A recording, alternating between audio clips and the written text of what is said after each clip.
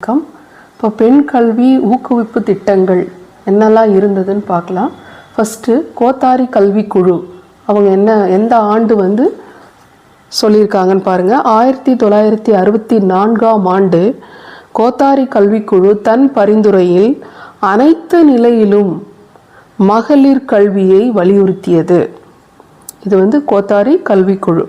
அடுத்தது இதுக்கு ஏன் பெண்களால் படிக்க முடியல அப்படின்னு மெயினாக பார்க்கும்போது, குழந்தை திருமணம் பெண்களுக்கு 12 வயது 13 வயது பருவம் அடைந்த உடனே திருமணம் செய்து வைப்பதனால் அவர்களால் பெண் கல்வி தொடர முடியவில்லை என்பதை அறிந்து என்ன செஞ்சுருக்காங்கன்னா சாரதா சட்டம் கொண்டு வந்திருக்காங்க.